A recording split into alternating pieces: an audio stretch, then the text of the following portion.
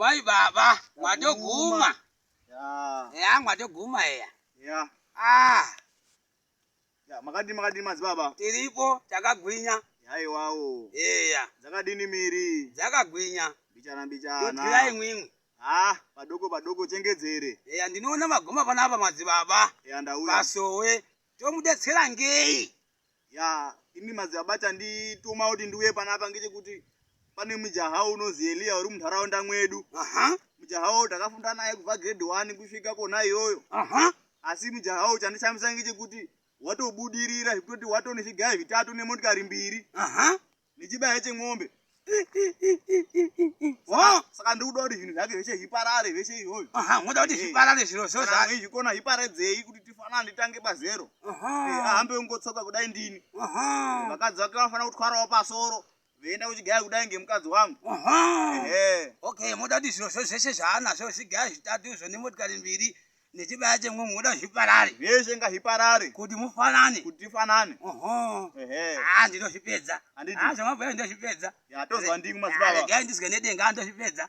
Ya. Zvamabhuya ndozvipedza. Haisi problem, ndozvipedza. Regai tikumbire denga kuti zvemunodai zvikomborerwe. Aiwa, zvakanaka madzibaba, tozwa. Zvakanaka Mwari, ndinomunamata nguva inei Mwari.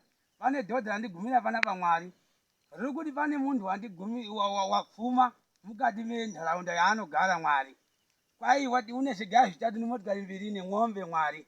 Kwai inini handina chiro asi ena wati ane zvirozvo kwai pagore watotenga zvirozvo Mwari. Kwai ndoda kuti zviparare zvirozvo. Kwai tiuye kutodzana. Kwai handidi Mwari, ndoda kuti tiuye kuhamba teshe netsoka. Kwai titodzane Mwari. Saka onaiwo Mwari benzi renyu rakadai Mwari, rinorwadziwa nekushanda kunoita umweni munhu Mwari. Ena haadi kushanda asi kunorwadziwa nekushanda kunoita umweni munhu. Mwari munhu wakadini Mwari? Mwari hamuna pekugara Mwari.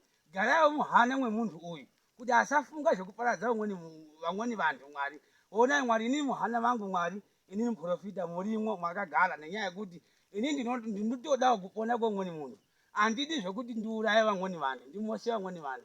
Onai Mwari benzi rakadai, dede rakadai Mwari, rinorwadziwa nekuti umweni munhu abate chakanaka mukati mwenyara dzake. Ena haadi kushanda kwai nekuti kwai wazondipindirei, haadi kupindwa. Ndokushata mwoyo, ndokurowa kwakadai Mwari, kushata mwoyo. Kuti haadi kuti umweni munhu aite chakanaka. Munhu wakadini Mwari? Onai benzi rakadai, onai dede rakadai Mwari.